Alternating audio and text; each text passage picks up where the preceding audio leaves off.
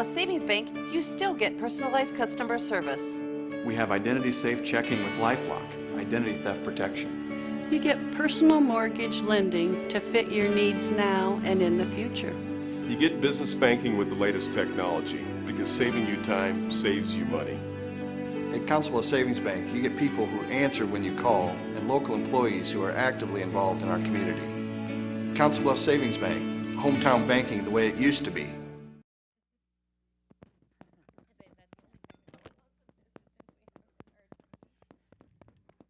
This opens up all sorts of jokes. Mark back there. All sorts of jokes. Yeah, so I think they unplugged something, yeah. They didn't want to hear us.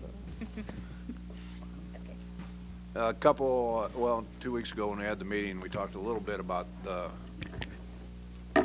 project of assembling all the city-owned property, categorizing it, maintaining it, dispensing of it, and so while it's an ongoing project, we just wanted to give you a sense of what it was. And there's only one of these? Yeah. What it involved? There's probably, what, 4 more of these in actuality? Yeah. I'll talk about that in just a moment. We These sent are the them ones, full list. these are the dispose of properties, but, and I'll turn the floor over to you. Great. Okay, so there's two documents in front of you. The first one, since there was so much conversation last week about the current process or lack thereof, I just wanted to put this in front of you that there really is kind of a current process that we've been following for probably a year or more now, and this is actually on the website today. It's on now. Is it there now? Yeah.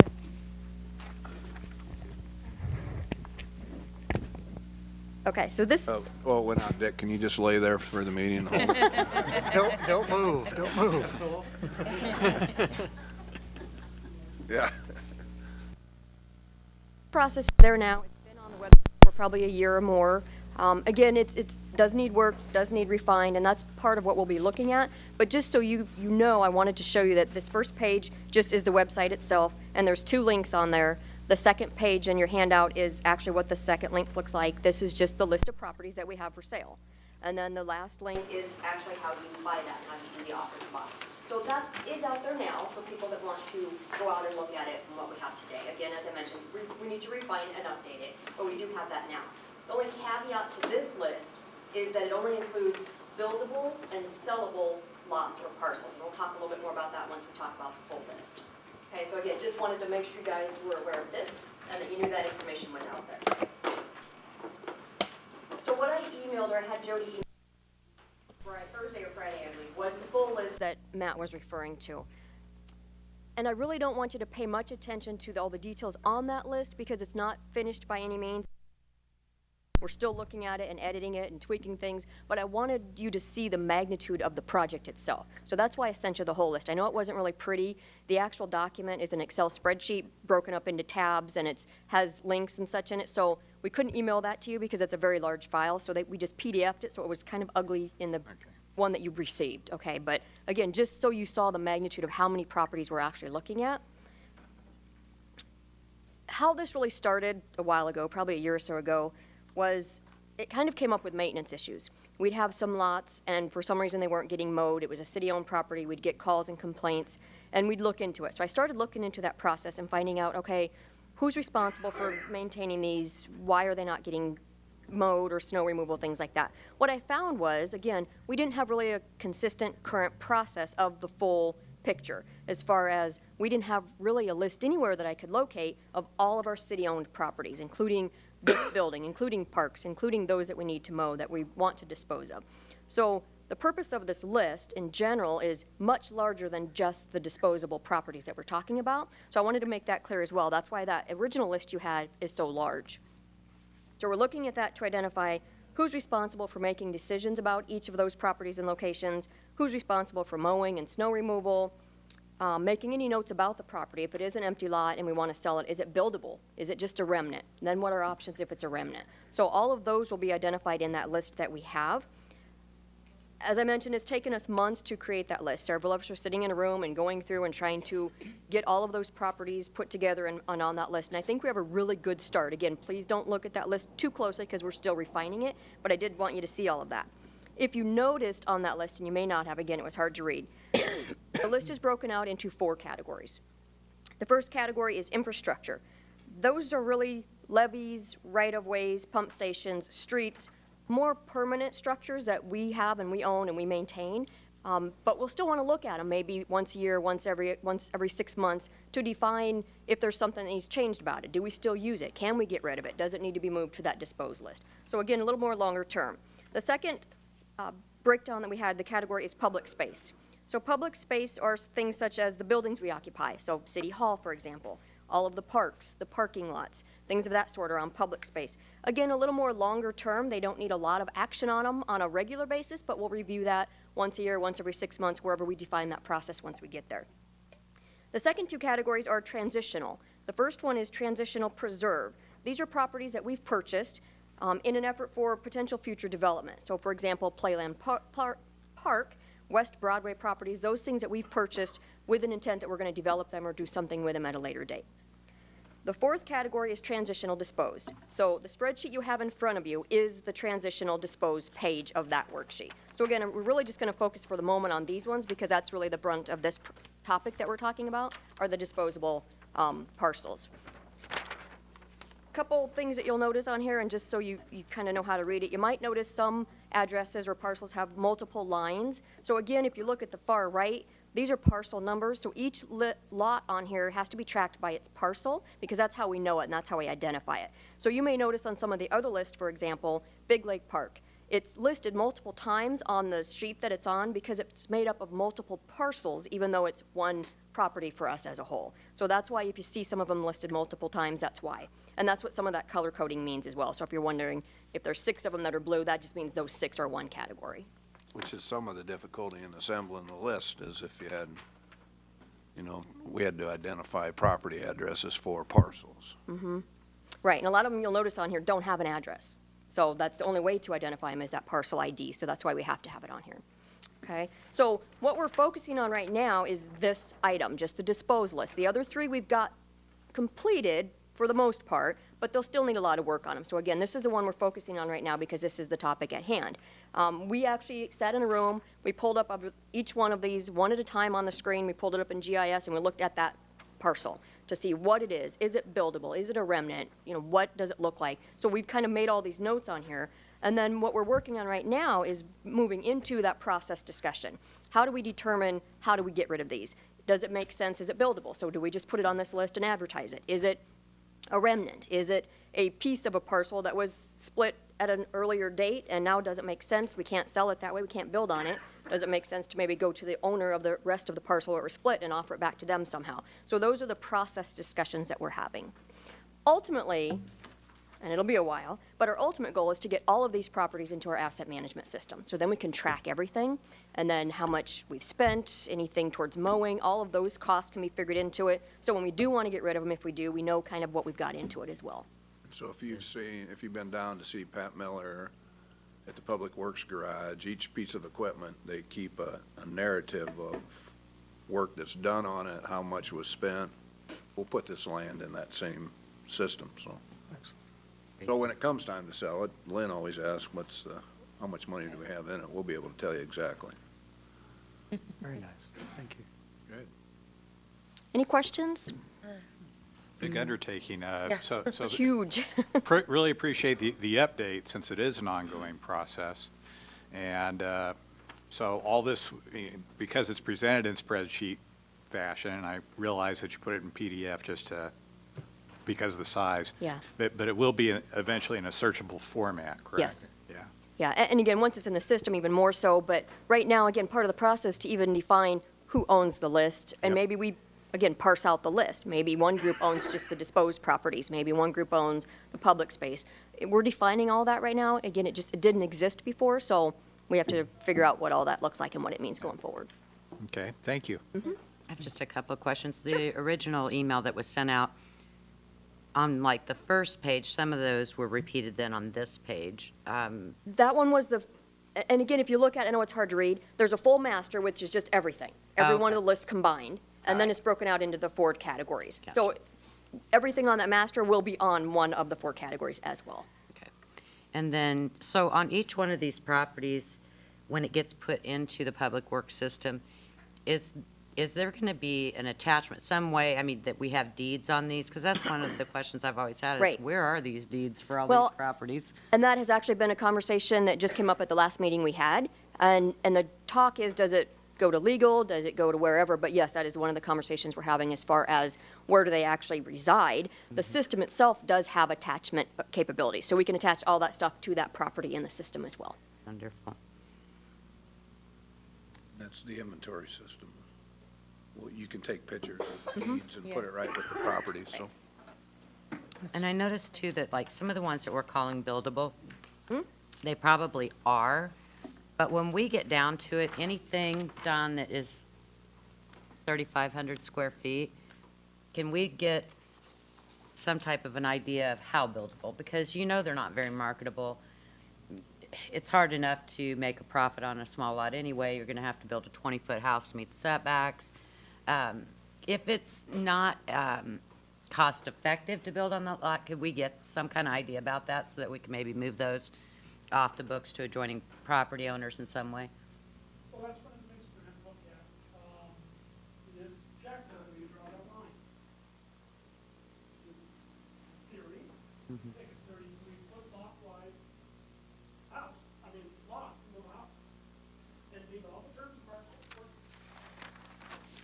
Is somebody going to do that and sell it? Probably not. And that's what I'm getting at, is maybe at some point, then that breakdown goes a little further. You know, if it's 4,900 square feet, it's fine, but when you get, We're probably looking at 30 feet wide, as long as it has decent depth. okay, And you're gonna run into 2 problems, in disposing of properties. Those lots that have good depths, just like their neighbors, 720 feet, 38 feet wide. That lot probably needs to go to the abutting neighbor or the abutting neighbors, right. if they want. But then you've got some parcels that took a lot of record that might have been 50 by 125, especially on the corner of Bluffs. You see a lot to the north side, you see it up by Oak Street Station, where they divided that lot twice, sometimes 3 times. So it's sitting on a 50 by 40-foot lot, 50-foot lot. There you're probably trying to dispose of it to the lot that is the most non-conforming that it lots. And that makes sense. You're bringing one into conformance when you do that, so I don't think that's a bad idea at all. And then there's some that, although buildable, they're in neighborhoods that we can't even beg, plead, or give away the lots to a builder because they will not build on them. So and I think we're pretty clear about where those areas are, and I don't want them to stay on the books just because they're buildable. If in fact nobody will ever build on them, we still need to look then at adjoining property owners and get them off our books. And those are the conversations exactly that we've had as far as process. Okay. We might put buildable question mark, buildable with caveats, buildable, those kind of things. So that's why we're actually pulling each one of them up on the screen and looking at it. Well, maybe that it is, maybe it isn't, and then, then we have those discussions. Again, the next step is the process is, okay, how do we define, is it buildable? How did we define, it might be buildable, but, with this caveat, those kind of things. So we really do want to get down into that granular for each property. Wonderful. Well, thank you for the hard work. I know it's been a large effort. Well, and by a group of people, so many department heads have been working on it, so. Thank you. I know it is a lot. All right. Next on is review the agenda. Is there any questions relative to the consent agenda? Yeah. I, Go ahead. the offer to buy wanted to briefly speak to Sure. us, and so I believe I thought she was here. Oh, there she is. I was like, I saw her Come earlier up. too in the hallway. Just, if there were any questions for your offer. Thank you for taking the time to listen to what I have to say. My name is Michelle Muchler-Burns, and I'm representing the Greater Omaha Caged Bird Society.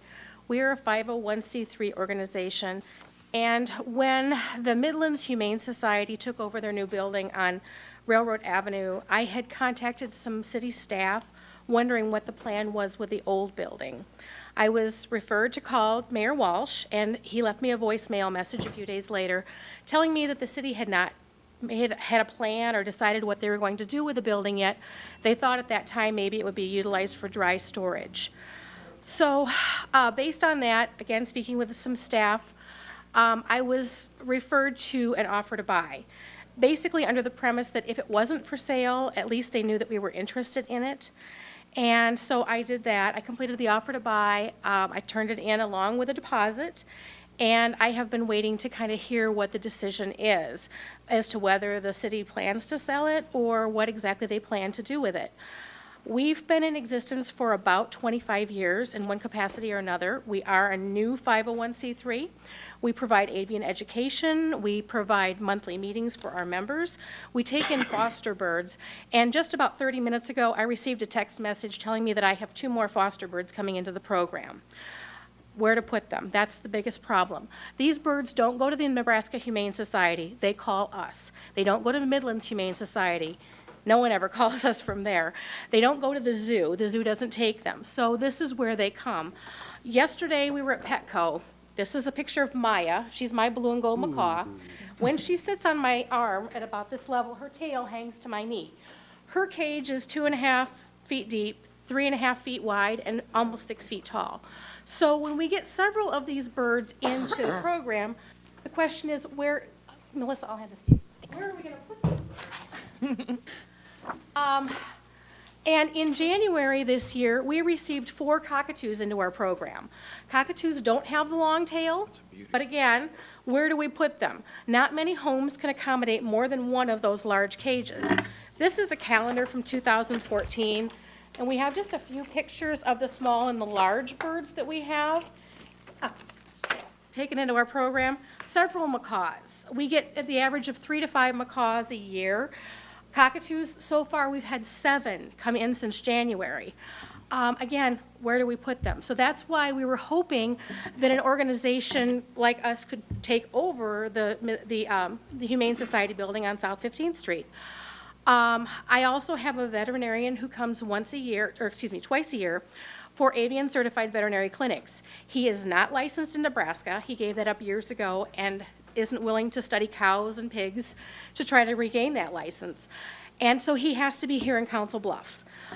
We, every time, struggle. His next clinic is on Mother's Day, May 10th. We have just secured a place over in the old Panera Bay Bread Bay. To have our clinic because the clinic starts at 8 o'clock in the morning. It's done by 10 o'clock at night. So we need someone who either trusts us or we can have a separate access door. We're paying $250 for that clinic out of a nonprofit organization's funds. So that building being set up with a veterinary clinic inside would be a tremendous asset to us, as well as having meeting space, having the ability to house our adoption birds. And this is not the first time that we have attempted to purchase a building or to obtain a building. I've contacted several of the foreclosed properties in our area, looking and offering through HUD for a minimal amount of money, and they went to private homeowners instead. We also tried to buy the church over on Avenue E and North 8th Street. They decided that with 50% down, they would be happy to let us come into the building, and then they would carry the note till we paid it off. They want $95,000. That's something that's not doable for a nonprofit. So that's why I'm here today to ask you to consider making the change, letting the Greater Omaha Caged Bird Society step in and at least utilize the building. Thank you.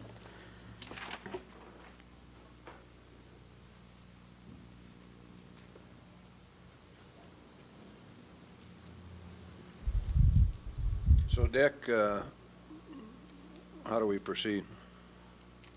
Generally, before any property is sold, there's some determination of whether or not it's surplus.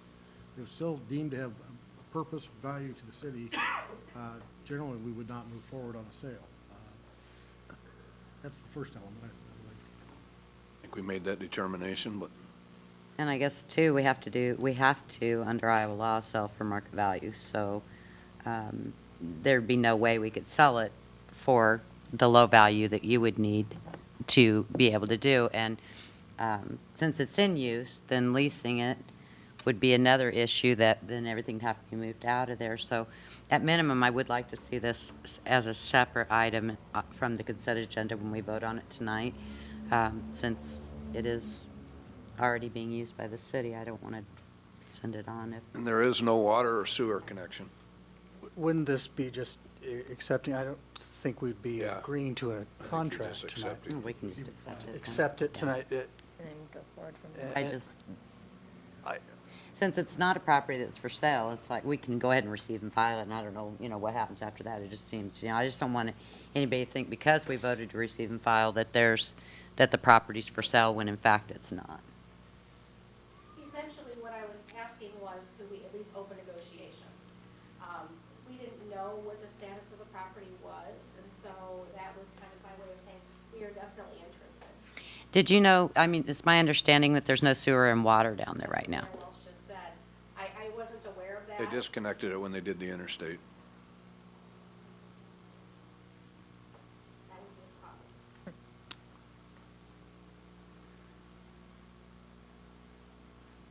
Well, we'll receive and file, and you can contact my office if you want, and we'll see how we proceed, so. Any other questions in regards to the consent agenda? Anything on the public hearings?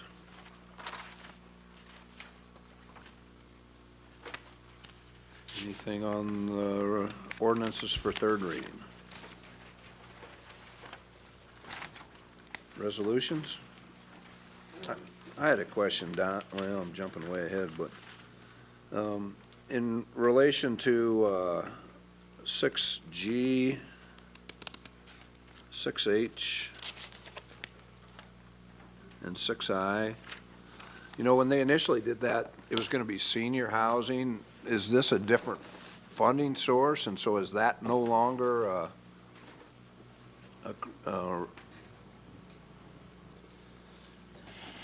is it now I think when open for people of all ages, or is it still going to be senior housing?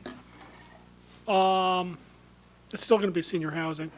I think when they applied originally for their rezoning, I think they had indicated they were going to do a low-income housing tax credit application, I assume for every unit in the project, and there was more units at that time. And those would have to be rent at 60% of median family income or less. The CDBG funds require them to rent at or below 80%, but I think there are some that are more deeply subsidized. There will be some market rate too. One Mostly. of the criteria that in the original application that gave confidence that they were going to be senior housing were that They are. to get that, it was good, they had to specify it, but this new funding, I wasn't sure that that was. No, it'll be senior housing. They just have a little bit more flexibility on the types of incomes.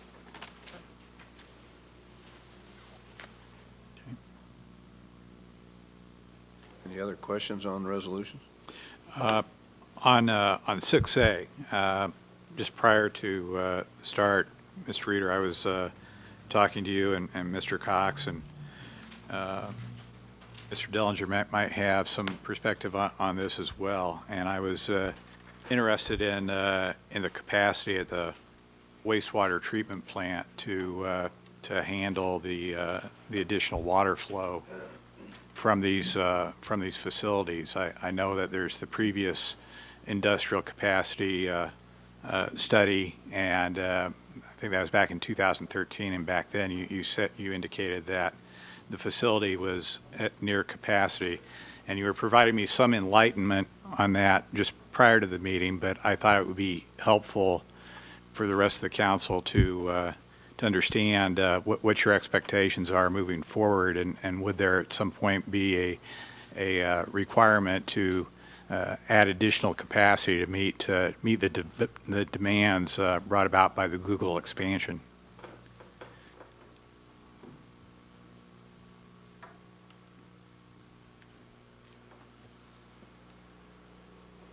So several months ago, Google approached us as they pre-planned for this project, and at that time they requested the city provide sewer capacity to meet the needs of this project. At that time, what they indicated to us, they weren't committed to the project, but they couldn't proceed without getting a commitment that there was going to be sewer available. So we've provided them through the pre-treatment program sewer capacity in their permit that meets the needs for this project. That brings the plant, wastewater treatment plant, to near capacity. Having said that, our average daily flows are 7 million gallons a day. Our plant rated capacity is 12. So we don't see anything close to actual capacity at the plant, in part because we've allocated extra to industries, and all industries want more than they actually need. So we're at capacity on paper.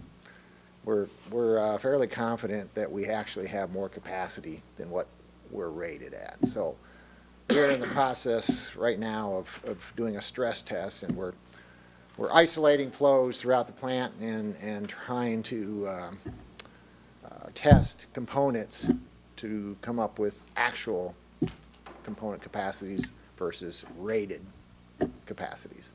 And we're going to take that information and go back to DNR and say, based on the test results, we believe that we have an additional, we're hoping 2 to 3 million gallons a day of capacity that could be available if our plant was re-rated by DNR. Okay. So that would buy us some time to look at the next step for increased capacity, which is a plant expansion. Because I know that the last facility, when it was upgraded, I think that project, 2011, was about $5.1 million, if I recall. Yes. So I guess my point was just looking forward, would this be a tipping point where we would have to undertake a similar type of investment like that once again? And I know there's different factors, since the water coming out of Google is different than water coming out of other users, and that factors into the analysis as well.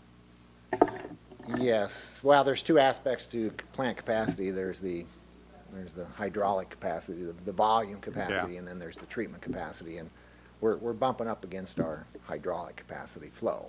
So even though their water requires relatively little treatment, it's the total volume that we're up against.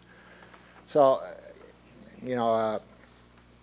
what we would like to do is some sort of incremental increase in capacity.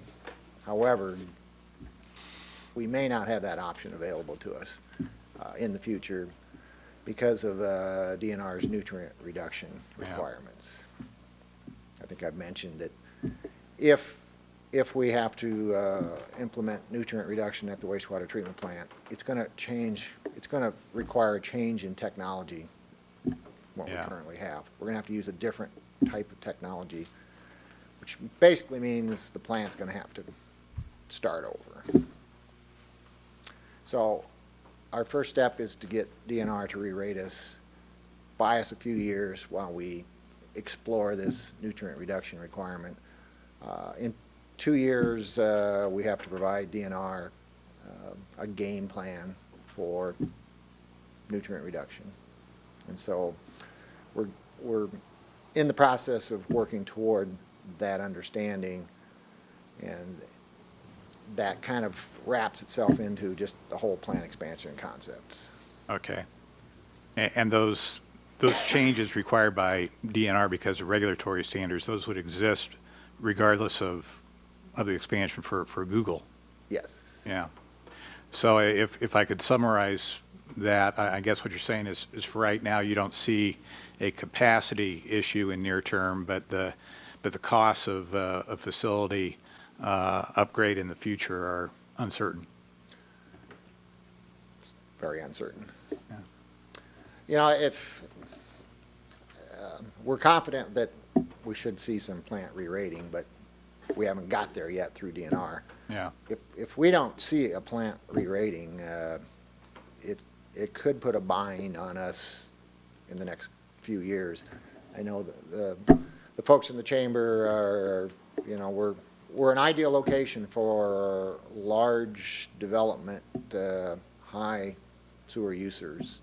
And, you know, if someone came in and said they need 1 or 2 million gallons a day, we're not going to have that capacity unless we get a re-rating. Okay. But hopefully by the end of this year, we'll have some indication from DNR if that's a possibility or not. Interesting. Okay. Thank you for that assessment. Where are we, in that same vein of questioning? We have lots of unused capacity that we've promised out. And We actually worked with all the industries, and we got quite a bit of that back. Good. Good. So they all worked with us, and they still have their cushion, which, you know, they need so they don't get in problems with DNR on exceeding their permit limits. But also, you know, all the industries have potential expansion plans, so we did get quite a bit back. And that was really going to be my question, with the second part being, when companies request additional capacity more than they intend to use just for future use, it puts a strain on us, because once it's spoken for, even if they're not using it, we can't designate it to anybody else. And so we don't charge for that holding of that capacity, although it could in fact cost the taxpayer dollars to enlarge the plant to cover those costs. So my question would be, in the future, do any other communities, have you ever seen anywhere where if you want to earmark capacity you're not going to be using, you're going to have to pay for that? Well, when we were doing our rates study, we asked that question, and it's not that common to do that. I mean, it can be done, but it's typically not common to do that.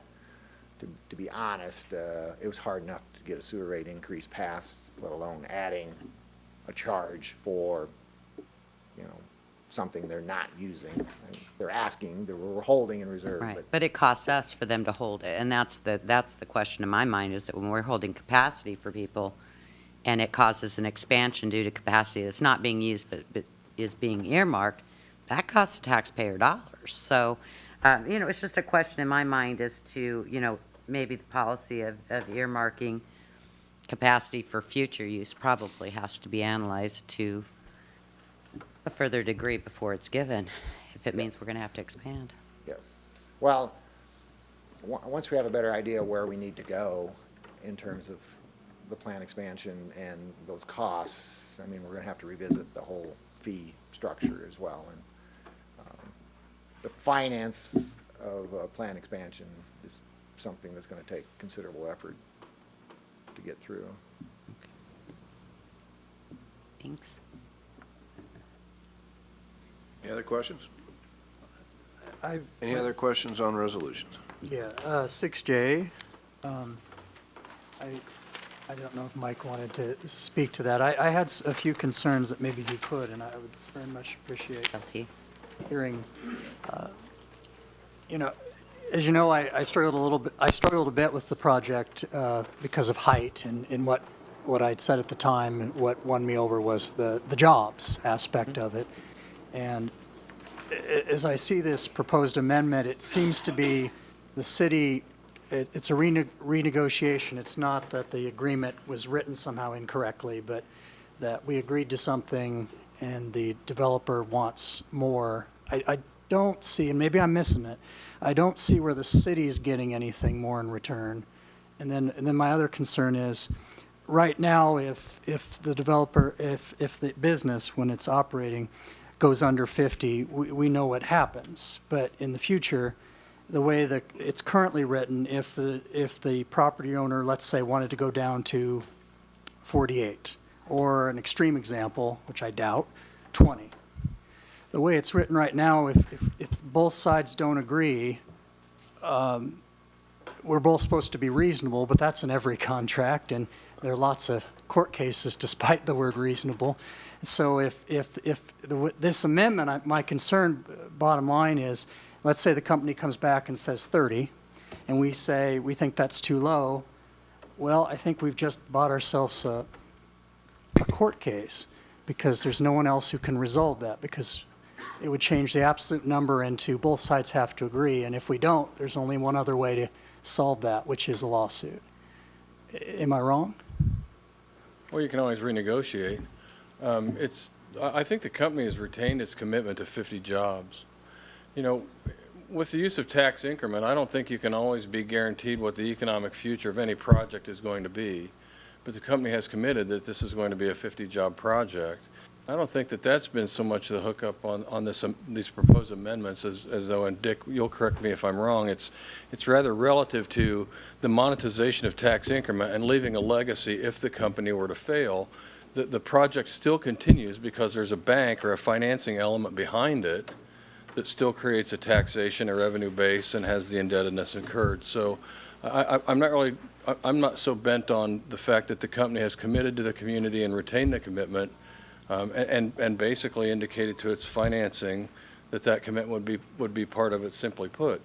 The financing company, as a bank, wanted to remove that risk of job creation altogether, and we said basically no, that won't be the case because the company is going to retain the commitment of 50 jobs. So I'm not stuck on this, looking at it as to whether this thing fails or not, but rather how this helps the project succeed. So it's a promise for 50 jobs, but removing the legally enforceable way to guarantee it. No, For the sake of financing. I'm going to ask Dick if he'd give me some clarification on that. Well, it's one or the other. Definitely takes the hammer away from the city. There's no question. We still have the annual appropriation. So if the company really gets to the point where they're not being reasonable in their discussions, we would always have the right to trump that with that annual appropriation provision. And if they disagreed, they could go to court, presumably. Well, the annual appropriation is written in the agreements solidly.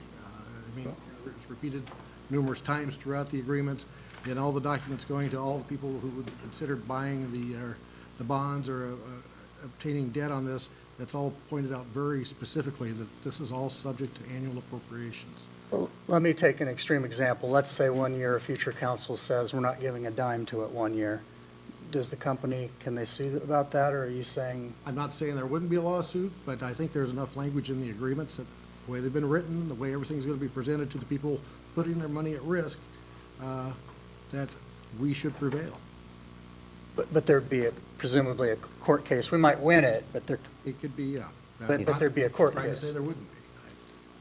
I'm concerned about that because, if there's a commitment for 50 jobs, we're telling the bank one thing for financing, but we're saying something else for the other. That just concerns me because, like I say, well, normally the jobs is what pushed me over. I am stuck on that. But normally you don't require jobs on developers' agreements, and in this situation, the company went beyond what the community normally expects in these types of agreements to make that commitment. Unless I'm misunderstanding this, Nate, and you got to help me with that, but the way I read it is that the city shall forbear for exercising the remedies set forth in subsections 10.2A and 10.2B upon the occurrence and continuation of an event of default. Is that default of the 50 jobs or default of the loan? You'd have to look to the definition of default. I'm just trying to figure out, does this only apply if they default and the bank is the one? I'm not sure off the top of my head how defaults. What is anticipated is that the developer would not meet the goals that they're supposed to. Okay. The purpose of the change, though, is to remove the requirement of the number 50 being ironclad, right? Not from my perspective, no. Well, the company has retained that commitment. Well, the city attorney says yes, and so I think. For the purposes of the investors. I just would prefer it say the same thing for everybody for all purposes. And like I say, that's where I struggle. I appreciate that isn't always done, but here there was a promise made, and that's why I voted for it. And now you want to change the deal. And no, I don't want to change the deal at all, and I'm reiterating the company has retained its commitment to at least 50 new jobs. Well, then why do they want to take it out of the agreement? The company doesn't want to take it out of the agreement. The financing arm wanted to, and the company said, no, leave it in the agreement. We had that discussion on a conference call in Dick's office last Wednesday. The company is committed. Let me ask you this. What will you do to benefit the company when it exceeds that 50 jobs and it's actually 100? Then what will you do to recognize them? That's capitalism, and they make a profit if they make a loss. Exactly. This whole thing is capitalism. We're No. reducing a risk. The company has retained its commitment to 50 jobs in Council Bluffs. I'm sure they'll meet that commitment. I just want it to remain legally binding, and removing any, as the city attorney says, the hammer over it, reduces our ability to do so. And that concerns me because I don't see the city getting any, we are giving a significant benefit, and I believe it's a good project. I think it'll create a lot of jobs.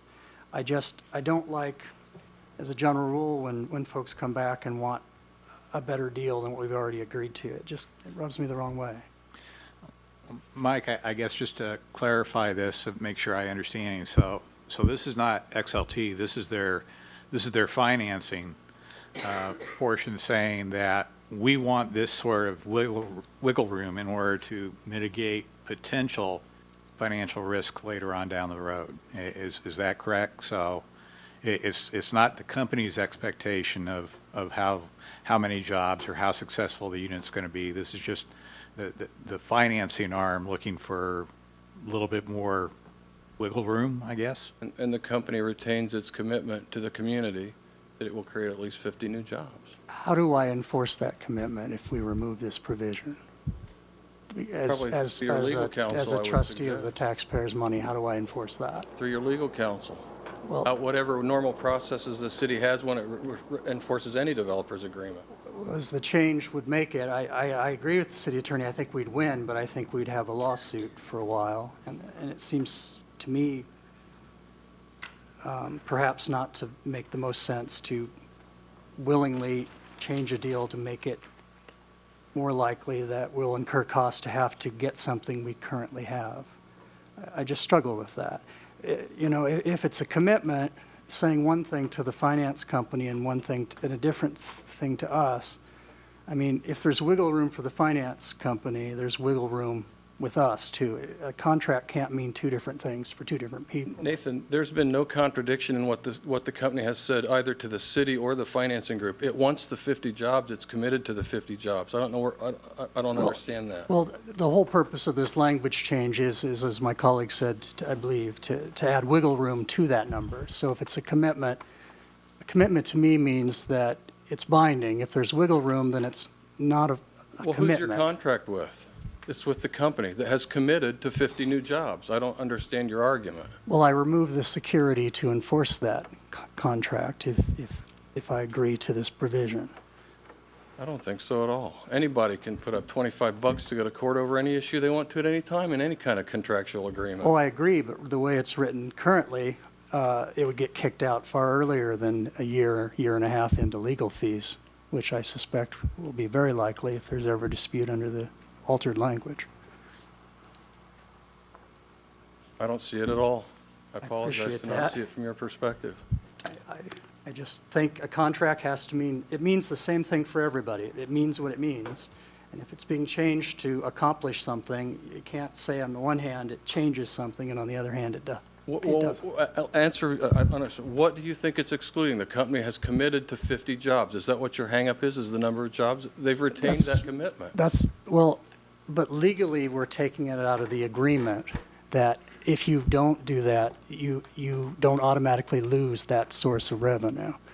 That's a major hammer you're taking away from our ability to enforce the agreement with nothing in return. Then shouldn't you be talking to your legal counsel about it, who's been negotiating this on behalf of the city, and ask if that language should be entered? I mean, well, that is on behalf of the administration, but that doesn't bind the city council to an agreement.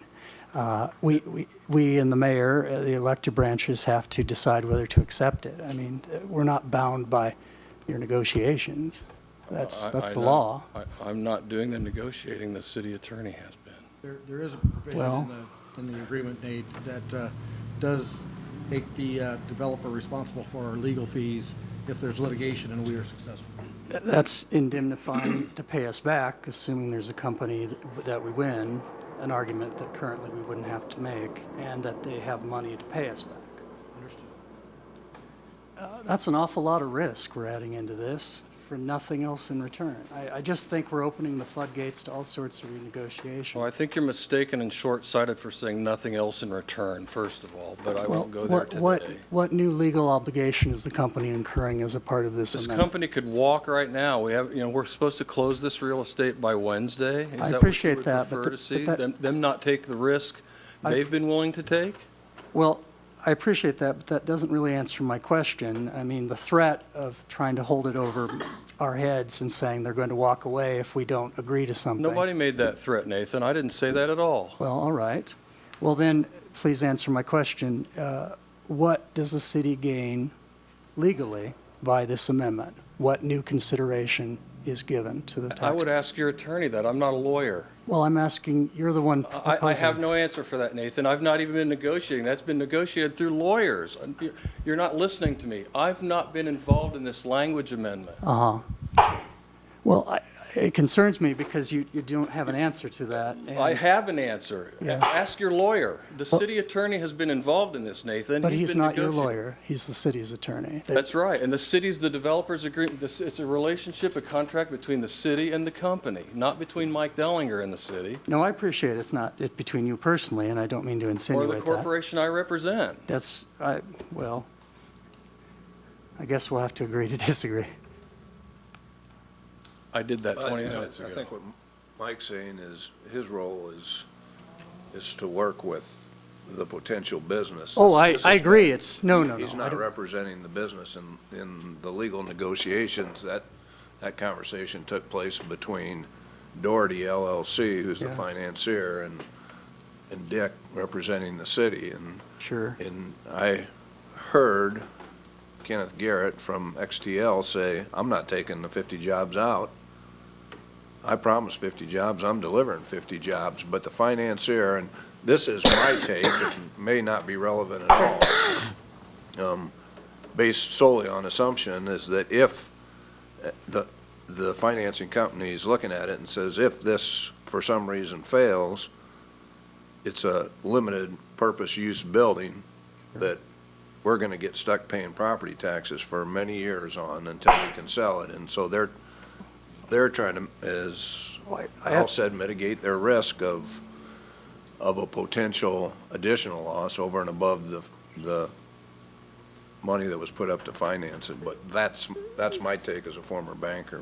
That makes sense to me, but that from the bank's perspective, that's what I would want too, but I don't understand why the taxpayer takes on that risk for the purpose. It seems to me this ought to have been something that the company would have been talking with their bank about before coming to us with the prior.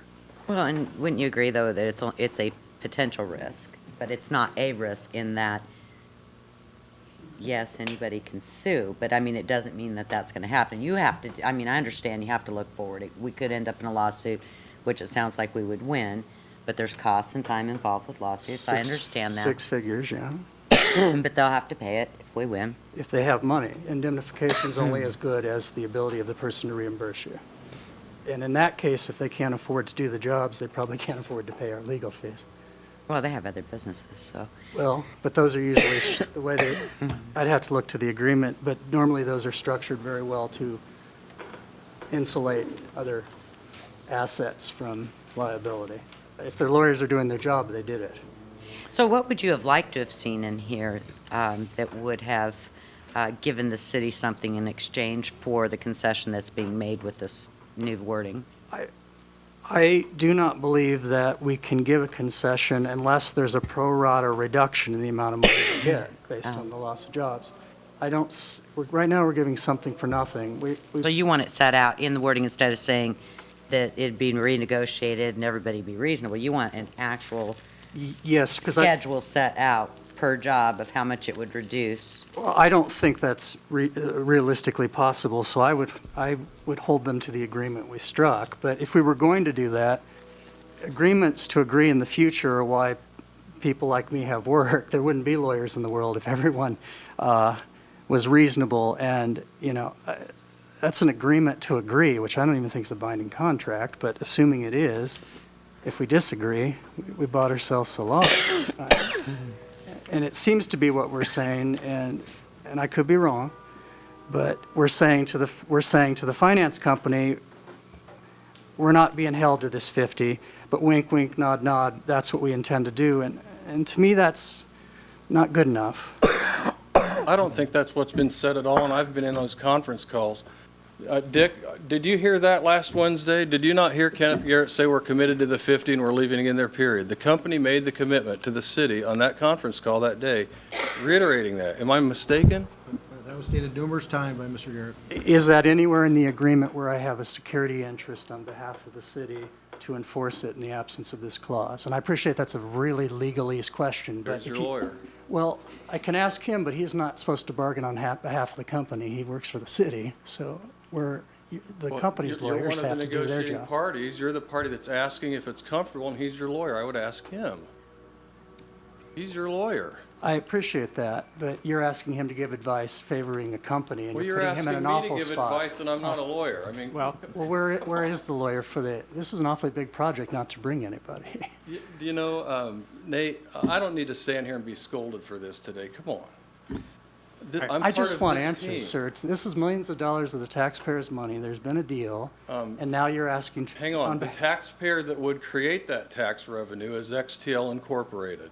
Without that taxpayer, that revenue does not exist. And without the representatives on behalf of the people giving that tax, it wouldn't exist either. And there's the lawyer who's been negotiating that language. So I guess I'm going to go ahead and ask the obvious of you, Mr. Wade. You know, you recognize your professional responsibility to represent the best interests of the city and protect those interests going forward. So what is your professional assessment of the level of risk, and do you feel as though it's within the city's best interest to assume that additional risk, if any? So many of these projects that we work on have a risk of failure. And essentially, they're all structured so that what we're really putting at risk is the future tax dollars. And the question, you know, every time, I guess the added incentive on this one were the jobs. There's no question about that. And, you know, to make it truly an economic development project, I think that makes sense. But I still think that if this company truly walks away from this project, builds the building, and in 10 years from now, we have nobody working down there, I don't think this council's going to have or that future council is going to have too much trouble saying, we never got the deal that they were proposing to us, so I am not going to appropriate that money this year. And that's why we put that language in there, and that's why every document that we went through over the last few weeks have that hammered out inside them, that anybody who's dealing on these projects know that there's just this very limited resource to pay those obligations. And if that resource is not there, and if the council elects not to appropriate it, the recourse is to be nil. Now, granted, a city's good faith is based upon its honoring those obligations. But if you have bad faith coming first from another source, then I think there can be some justification. So, yes, there's a risk. There's a risk on just about every one of these Well, and that decision then, whether or not to make that allocation based upon a perceived breach from the other party, then that would be made by the council with a lot more information at their fingertips in terms of what the relative risks are moving forward from that point. Correct? I mean, I contemplated, instead of the wishy-washy, the general language that's put in here, to go with just a straight pro rata, 50 jobs, 2% per job. If you drop down to 48, you lose 4% of the grant that year. But if the company's really honoring what it's trying to do down there, I don't see why we'd really want to penalize it. I mean, if it's just a temporary deficiency. Well, and it seems to me, just reading the correspondence, that they came back initially wanting to be relieved of the burden entirely, and that's the finance people. Yeah, okay. Appreciate that. and then there was return negotiation to try and reach a compromise that was acceptable to both sides, correct? And I came up with this language.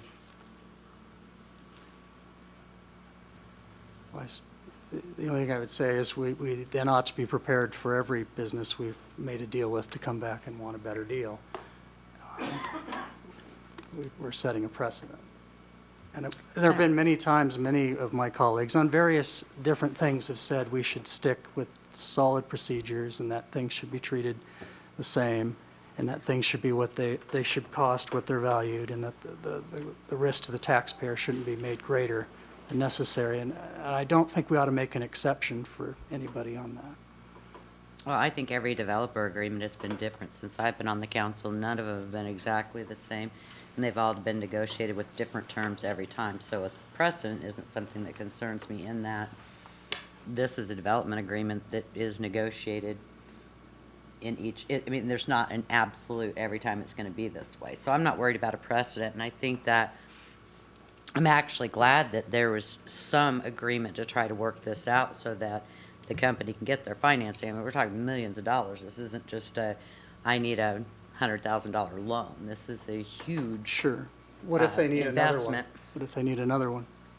Well, then you'd have to look then and see how you're going to, yeah, I'm comfortable with it personally, but I would prefer the city get something rather than give away something for nothing. We have a deal. I just think it just doesn't have a good taste in my mouth, and I think sets a very bad precedent, and people are going to question it, and I don't blame them. Isn't the concern, though, is that the deal won't go through right now if we don't change it, because you're not going to be able to get the financing? I mean, isn't that kind of so? That's duress, and I don't think that's how we should make our contract agreements, based on threats of leaving, which I realize there's not been a threat, but there's an implied idea that if we don't sweeten the deal, they might walk away. And that's true, they might, but should we contract based on those conditions? And I say no. Well, I've heard that in other instances. Usually that's prefaced by we want the city to kick in more incentive money. Sure. Or something where we're directly picking the pockets of the taxpayers up front. That's not the case here. I understand that there's relative risk down the road, but there is, as was pointed out, for just about any business venture. I guess I would say too that the risk of the company not getting their financing, not being able to move forward is much greater than the potential risk that someday we might be in a lawsuit for not making the allocation, or the future council would be. So I'm willing to go with what I feel is the lesser of the two risks, and that's to get this company under construction. Yeah, that's what I was kind of. I hope you're right, but we'll see. One thing that the finance people did demand of the developer is that they have a fixed date for when the minimum assessment agreement kicks in. Before, it had kind of a sliding possibility. If it didn't go online by a certain date, you maybe push it to the next year for that minimum assessment to kick in. The finance people, since they're going to be relying upon those dollars being paid, they're insisting that the actual effective date of the minimum assessment agreement be set and certain. I think it's 2017. Go back to the actual document. But beforehand, that was something that could have slid if for some reason construction got slowed up. So they demanded more of the developer as well than what we had. Well, for their purpose, not particularly ours. But, I mean, that doesn't help us any. Well, it means they have to pay taxes on that value. Fair enough. Possibly earlier. Yep, fair enough. Yep, you're right. Other questions? Thank you. Other questions on the resolutions? Yeah, hold on just a minute, I'll get there. Oh, I was just going to ask, and I'm not going to go through each one of them, but Matt, the bids are coming in so high. Is this just reflective of what we're finding throughout the community as far as getting contractors and? Actually, the bids on our two large typical CIP projects have come in under estimate. The one small repair, emergency repair project did come in higher. I think that's a little bit unique, hard to estimate. Probably a lot of mobilization, to bring in heavy equipment to drive those sheets is fairly significant, and we're only doing a small area. So I don't think we got the benefit there because of the type of project. The other two, I've been pleased with the bids so far this year. And when you look at them as cumulative, we're okay, I guess. That's kind of the way I looked at it. Yeah. What we saved, and those, unfortunately, we give up on the emergency limit. Yeah, I would say the trouble there is we don't have much of a choice on the emergency repair. Right. Well, and I just noticed it, normally I don't pay attention if it's a little bit, but this was just pretty Yeah, substantial. percentage-wise, it's quite a bit, but overall dollars, like the mayor shared, I mean, more than enough made up for that in the other bids, so. Any other questions about the bids?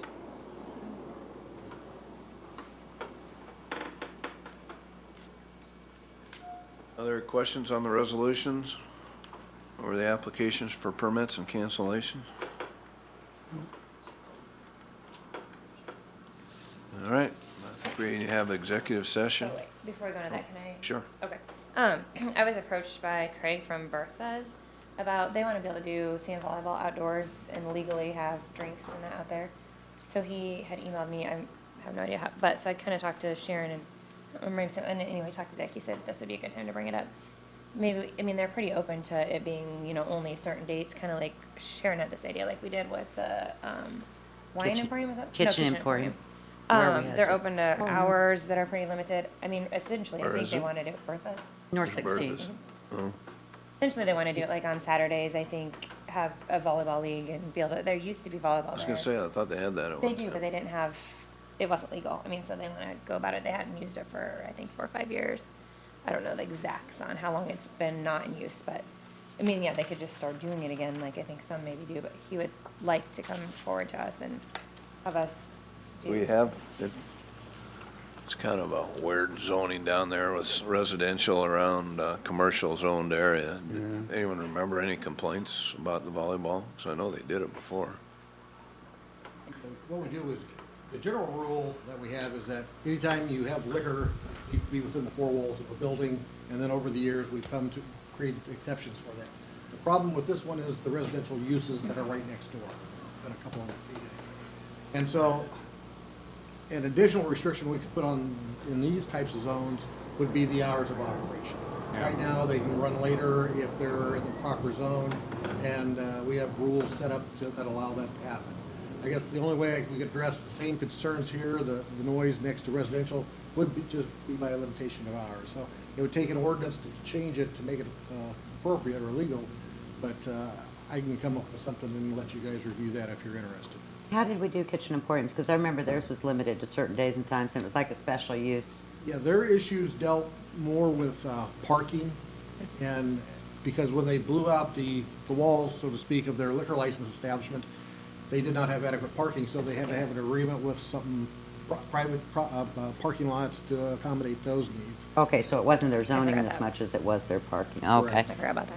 Because I noticed that on one of the requests for a permit, and I think it was for road closures, they're required to get a petition signed by the property owners affected by that. And I didn't know if maybe, I'm sure he said they could. He said they've spoken with the neighbors. yeah, and that's Yeah. what It my needs question really is. open Could we to do whatever that? options. Yeah, I'd go that route, just to get them to sign off on it. They Yep. seem to have good relationships, so. Yeah. I'll come up with a set of conditions, and I'll get it in front of you next time. That'd be great. Good, Yeah. yeah. Thank you. Yeah, if That the sounds neighbors are great. happy, then, Yeah. Yeah, and I mean, he seemed pretty, like I said, he was really open to hours and that, where sometimes they end up buck it. And I can see, I mean, it's an extra source of revenue. It gets people down there. I mean, Yeah, and it would Sounds make good. me feel better about it if I knew that the neighbors were fine with it, because that could be very disturbing to have next door. Oh, for sure. So, yeah, I mean, Okay. it'd be fine. Other things? All right, executive session, I believe, scheduled. Motion to go into executive session. Second. The Mid-America Center is the Heartland's premier entertainment and convention center. April 25th, the Omaha Roller Girls take on the North Star Roller Girls in roller derby action. Then May 16th, they're back at the MAC for Sponsor Appreciation Night. The MAC offers free parking for all events, including those in the convention center. May 29th through the 31st, Okamacon comes to Council Bluffs. Then July 10th and 11th, enjoy all things British, movies, books, and more at British Fest 2015. Tickets, information, and more at midamericacenter.com.